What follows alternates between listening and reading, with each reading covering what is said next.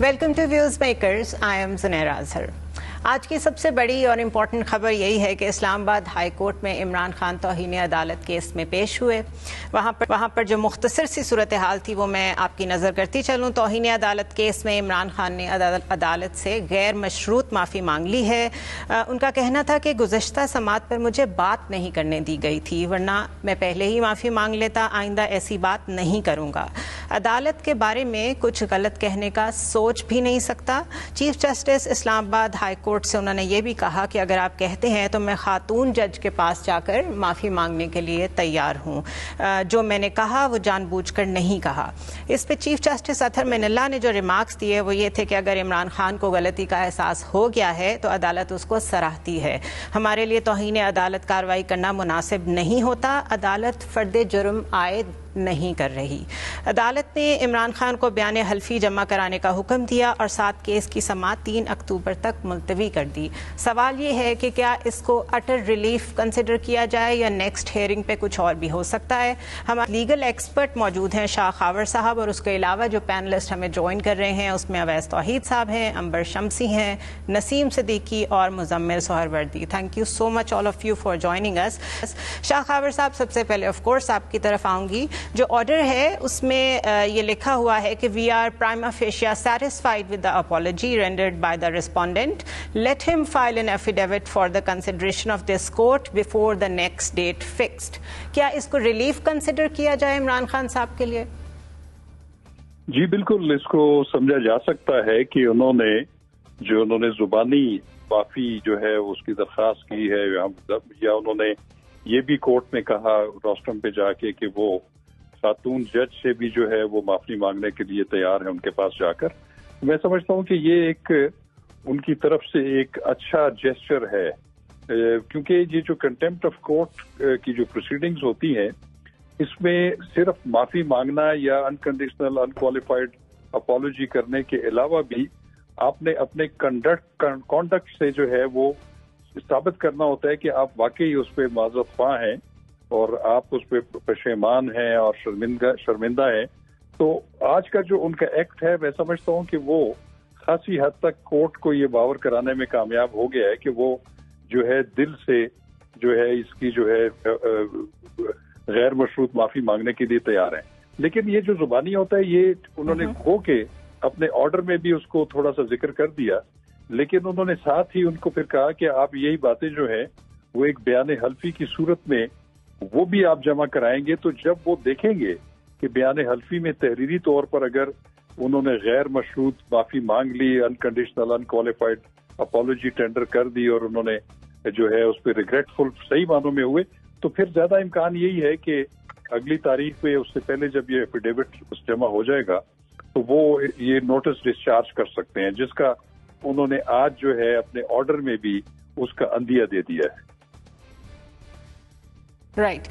یہ بتائیے just for a لے مینز اپروچ، ہمیں کیونکہ چیزیں نہیں معلوم اس طرح جس طرح آپ سمجھتے ہیں، کہ جو لاسٹ ٹائم انہوں نے اپنا ایفیڈیوٹ جمع کرایا تھا اس میں جو لینگویج تھی اس میں اور اس میں کیا فرق ہے؟ وہ ایفیڈیوٹ نہیں تھا. دیکھیں انہوں نے ایک تو پہلا بیان جمع کروایا تھا جس سے تو کورٹ نے بالکل اس پہ بالکل بھی اطمینان کا اظہار نہیں کیا. اس کو تو پھر دوبارہ ان کو چانس دیا 1 ہفتے کا کہ آپ دوبارہ جو ہے وہ اس میں خاص طور پہ انہوں نے 3 ججمنٹس کا حوالہ دیا سپریم کورٹ آف پاکستان کی، جس میں ایک نہال ہاشمی کا کیس تھا، ایک دانیال عزیز کا اور ایک اور بھی تھا. تو اس میں انہوں نے یوسف رضا گیلانی بھی تھے. یوسف گیلانی کا تو خیر نہیں، فردوس عاشق عوانس کیس. اس میں انہوں نے جو کہ رہنما اصول جو سپریم کورٹ نے جو سیٹ کیے تھے وہ ان کو دکھانا چاہ رہے تھے، اور اپنی بھی ایک ججمنٹ فردوس عاشق عوان کیس میں جس میں یہ ہوتا ہے کہ جب کوئی جوڈیشل اور کرمنل توہین عدالت کا الزام ہو، ججز کو اسکینڈلائز کرنے کا یا مبینہ طور پر انصاف کی فراہمی میں رکاوٹ ڈالنے کا، تو اس میں تو ایک ہی دفاع ہوتا ہے، وہ ہوتا ہے پہلی موقع کے اوپر غیر مشروط معافی مانگ لینا اور اپنے آپ کو عدالت کے رحم و کرم پر چھوڑ دینا. تو وہ جب دوسرا اسٹیٹ ان کا جو شو کاز تھا یہ لاسٹ ڈیٹ کے اوپر تھا، اس پہ بھی انہوں نے عدم اطمینان کا اظہار کیا، اور پھر آج کی سماعت انہوں نے مقرر کی ہوئی تھی فرد جرم عائد کرنے کے لیے.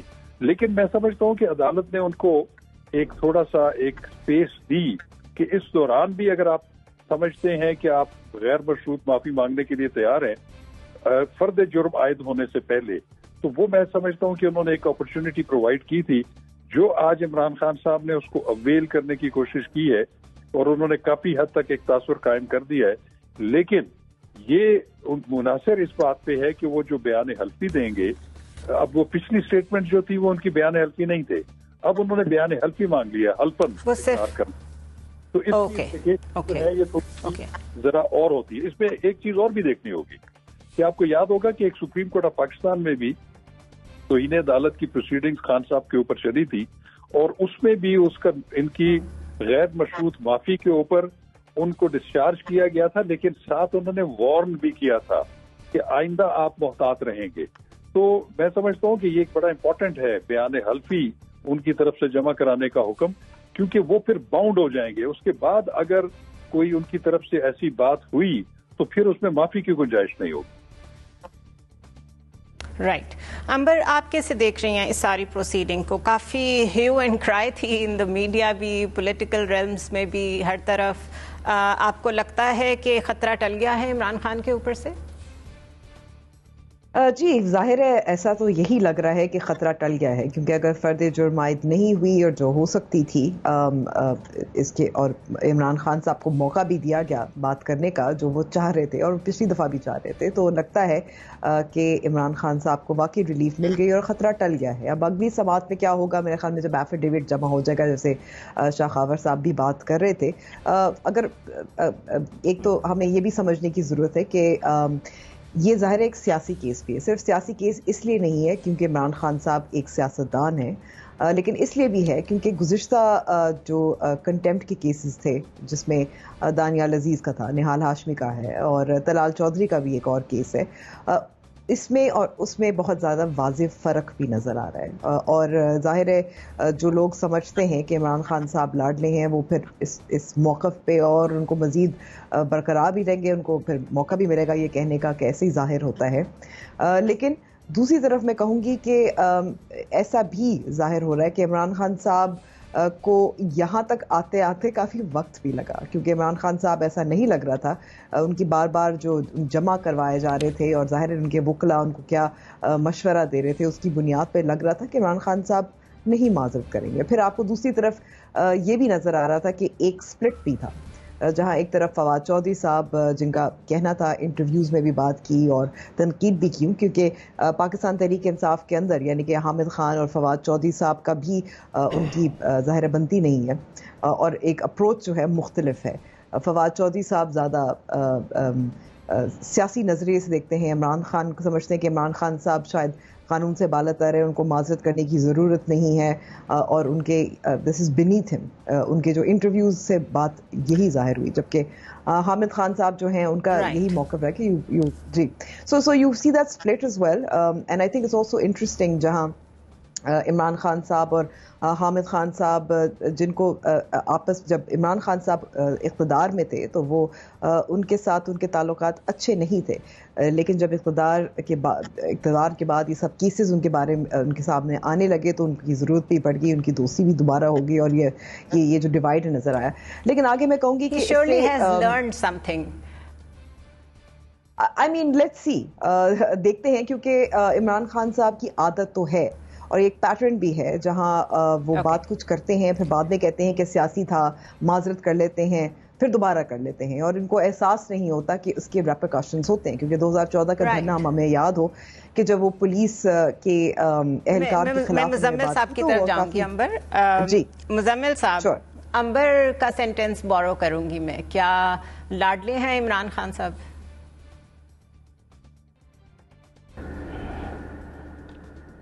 It's a judicial favor.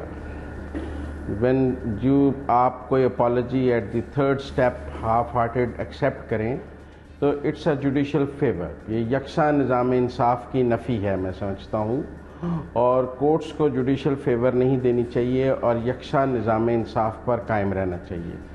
جب ابھی شاہ خاور صاحب کہہ رہے تھے کہ جو رہنما اصول کنٹیمپٹ آف کورٹ میں بنائے گئے ہیں ان میں کہا گیا ہے کہ at the first opportunity and with open heart unconditional apology کرنی ہے. تو اس میں تو کہیں نہیں ہے کہ ایٹ دی تھرڈ اپرچونٹی اور at the framing of the charge آپ نے کرنی ہے. You have to do it at the first opportunity. یہ تو ایسے لگ رہا کہ جیسے کورٹ انہیں بار بار کہہ رہے ہیں معافی مانگ لو, معافی مانگ لو, دیکھو آج بھی مانگ لو, دیکھو آج بھی مانگ لو, اور پھر وہ کورٹ نے کہا ہمیں بھی کوئی راستہ دو بچنے کے لیے. تو یہ ایسا نہیں ہونا چاہیے. زیادہ بہتر اور اس کا ڈگنیفائڈ طریقہ یہی تھا کہ عمران خان صاحب پہلی پیشی پہ جب آئے تھے تو نہایت خوبصورتی سے جو بات انہوں نے آج کہی تھی وہ اس دن وہ کہہ دیتے. تو شاید میرا خیال ہے آج ہمیں بھی یہ لاڈلا اور یکساں نظام انصاف اور یہ ساری گفتگو کرنے کی ضرورت پیش نہ آتی. اور یہ بہت افسوسناک بات ہے کہ ہمیں ہی پھر اسے یہ شکوہ بھی تو ہوتا ہے کہ ہر ایک کو بار بار کویش کیے جا رہے ہیں پولیٹیکل لیڈرز کو. کبھی کسی کو باہر پھینک دیا, کبھی کسی پہ کیس کر دیا, کبھی کسی پہ توہین عدالت لگا دی. اب اگر میگنانمس بیہیویئر دکھا رہی ہے, فرض کر لیتے ہیں ہم کورٹ, جس طرح کہ آپ کہہ رہے ہیں بقول آپ کے, تو ابھی ہمیں اس پہ بھی اعتراض ہے.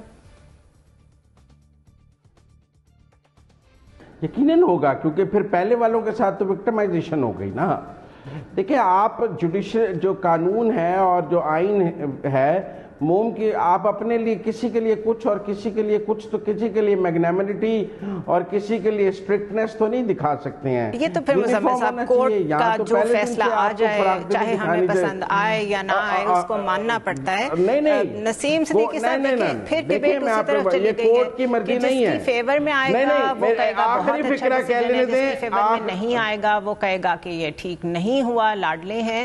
یہ ڈیبیٹ کب ختم ہوگی اور ایسا کیا سٹیپ لیا جائے جوڈیشری کی طرف سے یا ہم سب کی طرف سے کلیکٹیولی لیڈرشپ کی طرف سے کہ یہ ڈیبیٹ ختم ہو جائے؟ بس اگر ایک دفعہ لکیر کھینچ دی ہے عدالت نے تو ہمیں ایکسیپٹ کرنی ہے. زنیرہ یہ دیکھیں کہ جس طرح ہم تمام لوگ جو اس وقت بیٹھے ہوئے ہیں, ہمارا صحافت کے پیشے سے تعلق ہے, کسی کے پاس کم نالج ہے, کسی کے پاس زیادہ ہے. اویس توحید کو جیسے میں سمجھتا ہوں کہ ماشاءاللہ ان کے پاس بہت نالج ہے, میں اپنا سینئر مانتا ہوں ان کو. وہ تو مجھے گائیڈ کر سکتے ہیں کہ نسیم ایسے کر لو, صحافت میں اس چیز کو ایسے کر لو. اب اگر ہم ٹی وی میں بیٹھ کے ججز کو بھی ڈکٹیٹ کرنا شروع کر دیں کہ آپ کو ایسے کرنا چاہیے تھا, ویسے کرنا چاہیے تھا, یہ اپنی خواہشیں ہیں. جس طرح میری بڑی مہربان ہے عمر شمسی, انہوں نے مثال دی طلال چودھری, نہال ہاشمی کی اور دانیال عزیز کی. وہ مجھے شعر یاد آ گیا کہ اپنا کتھے مہر علی کتھے تیری ثنا, گستاخ اکھیاں کتھے جا لڑیاں. مطلب کدھر عمران خان کا سٹیچر ہے, کہاں آپ ان کو ان کے ساتھ ملا رہی ہیں. پھر ان کی گفتگو کو سنیں ذرا کہ انہوں نے اپنی گفتگو کس طرح. لاء کے آگے ان کا مطلب ہے لاء کے آگے تو سب برابر ہیں نا, لاء کے آگے سب برابر ہے, لیکن ان کی گفتگو سنیں کہ انہوں نے ان کے بچوں کو دھمکیاں دی, ججوں کو دھمکیاں دی. ان کی لینگویج کیا تھی, عمران خان کی لینگویج کیا تھی. پھر میرے عزیز بھائی مزمل صاحب بات کرتے ہیں لاڈلے والے. اچھا وہ لاڈلا نہیں تھا جس کو بولا گیا جی کہ منگل تک گارنٹی دیں کہ ان کی صحت برقرار رہے گی, ان کو کچھ نہیں ہوگا, اور ایک جو بندہ بیہائنڈ دی بارز تھا اس کو باہر جانے کی اجازت دے دی. ان کی بیٹی کو اجازت دی کہ آپ باپ کو مل سکتی ہیں, ضمانت کر دی, ان کی تیمارداری کر سکتی ہیں. جب والد صاحب چلے گئے, رخصت ہو گئے, تو اس کے بعد بھی وہ کھلی پھر رہی ہیں. تو لاڈلا ہر کوئی ہوتا ہے. کل انہی جج صاحب نے, چیف جسٹس عطر من اللہ نے جو ہے وہ احسن اقبال صاحب کو بری کیا ہے, وہ جو ناروال سپورٹس کمپلیکس تھا. تو بات یہ ہے کہ ججز کو اپنا کام کرنے دیں, ان کی ڈسکریشن ہوتی ہے. فل کورٹ بیٹھا ہوا تھا, انہوں نے پہلی پیشی پہ سمجھا کہ شاید معافی تو مانگ رہے ہیں لیکن شاید الفاظ مناسب نہیں ہے, انہوں نے ایک اور چانس دیا. ٹوٹل ڈسکریشن جو ہے وہ جوڈیشری کی ہے, انہوں نے خود ہی سو موٹو ایکشن لیا, فل بینچ بنایا, جس کا اکثر اپوزیشن جو ہے وہ کہتی ہے کہ فل کورٹ بینچ بنائے. فل کورٹ بینچ بھی بن گیا. ان کا آج ڈیسیجن تھا, جب میں نے اور اپنا اویس بھائی نے کل ہی کہہ دیا تھا کہ اگر عمران خان صاحب روسٹرم پہ آ گئے اور ادھر آ کے انہوں نے معافی مانگ لی تو ان کی معافی قبول ہو سکتی ہے. تو ججز بیٹھے تھے, چیف جسٹس ہیں, لاء کو بہت اچھی طرح جانتے ہیں, انہوں نے سمجھا کہ اگر اتنا بڑا لیڈر, ایکس پرائم منسٹر اگر روسٹرم پہ آ کے اپنی غلطی کو مان رہا ہے تو میرے خیال سے اب فرد جرم عائد کرنا نہیں بنتی. انہوں نے یہ بھی کہا کہ زیبا چودھری جو جج ہے ان کی طرف جا کے آپ معافی مانگیں یا نہ مانگیں یہ آپ کی ڈسکریشن ہے. اویس صاحب ہمارے ساتھ موجود ہیں. جی میں بالکل بہت دیر سے موجود ہوں زنیرہ, پلیز گو ہیڈ. اچھا اوکے. اویس صاحب آپ کس طرح دیکھتے ہیں اس کیس کو؟ آپ پولیٹیکل کامنٹری تو سن ہی رہے ہیں ہمارے سارے پینلسٹ کی, آپ کا کیا اوپینین ہے؟ सवाल आप फ्रेम कीजिए, मैं जवाब देता हूँ आपको। प्लीज आप बताइए मुझसे।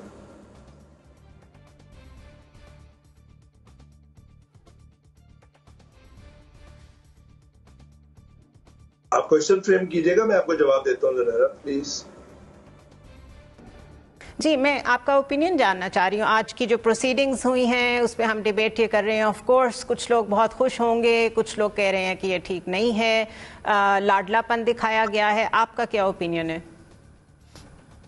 नहीं, देखिए इट वाज एक्सपेक्टेड, और इमरान खान साहब ने निजी इंटरव्यू में कहा था इससे पहले कि भाई मुझे पहले ही हियरिंग के अंदर रोस्टरम पे आने की इजाज़त नहीं दी गई, बोलने की इजाज़त नहीं दी गई, सिर्फ मेरे वकला ही बोल रहे थे और मैं माजरत कर लेता। आज उन्होंने, जाहिर बात है कि एक देखिए इंडाइटमेंट से भी बच गए। एक अगर वो तहरीक चलाना चाहते हैं इस हुकूमत के खिलाफ मुल्क गीर, तो वो अपने ऊपर ऐसा क्यों डिस्क्वालिफिकेशन की तलवार क्यों लटकाएंगे और क्यों फर्द जुर्म अपने ऊपर आयद करवाएंगे। तो मैं समझता हूँ कि उन्होंने बहुत ही एहसन तरीके से इस मुकदमे को तो हल कर दिया। और मुझे लगता ये है कि आज जब रोस्टरम पे वो आए थे तो वो अंडर ओथ ही होता है, जहाँ तक मेरी अंडरस्टैंडिंग है, और लॉ की या कोर्ट की प्रोसीडिंग्स की। आज भी वो कर सकते थे, उसी को रिकॉर्ड कर लेते स्टेटमेंट को, एंड देन आप अंडर ओथ हो जाता। जब आप कोर्ट के अंदर बोल रहे हैं, लार्जर बेंच के अंदर बोल रहे हैं, चीफ जस्टिस सामने बैठे हुए हैं, मेरे ख्याल में टाइम इस वजह से लिया है उन्होंने। अगेन हो सकता है मैं गलत हूं, लेकिन टाइम इस वजह से लिया है कि ये जो सवालात उठा रहे हैं सियासी हलकों में कि जी तलाल चौधरी और दानियाल अजीज और इनके केस के अंदर और इनमें क्या फर्क था, तो वो जाहिर बात है कि अपने तफसीली फैसले के अंदर मुझे लगता है कि वो तौजीहात जो है वो लिखेंगे और इस फैसले को बड़े एहसन तरीके से खत्म कर देंगे। मुझे लगता है कि ये मामला अब निबट गया। खतरा जो खान साहब के ऊपर तलवार लटक रही थी और हुकूमत ये चाह रही थी कि बस खान साहब आज ही उन पे फर्द जुर्म आयद हो, और उनकी प्रेस कॉन्फ्रेंस जो वो नहीं हो सका। लेकिन दूसरी तरफ ये कि खान साहब अब इस केस के बाद उनके खिलाफ दो बड़े केसेस हैं, तोशाखाना केस और ममनुआ फंडिंग केस। मैं समझता हूं कि उनकी कानूनी जंग जो है वो जारी रहेगी और सियासी जंग का वो ऐलान कर चुके हैं ऑलरेडी। ऑलराइट, शाखावर साहब, आपने हमारी सारी पॉलिटिकल डिस्कशन सुनी है और हम लोग अक्सर स्ट्रगल करते हैं जब इस तरह के बड़े लोगों के केसेस होते हैं कि कुछ लोगों को पसंद आते हैं, कुछ को नहीं आते।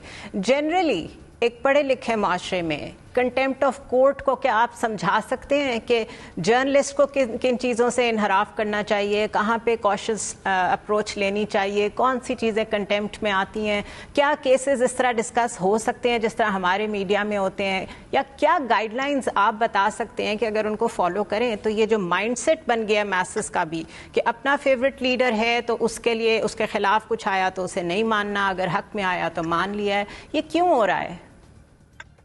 देखिए, बात यह है कि ये बड़ी लंबी बहस है।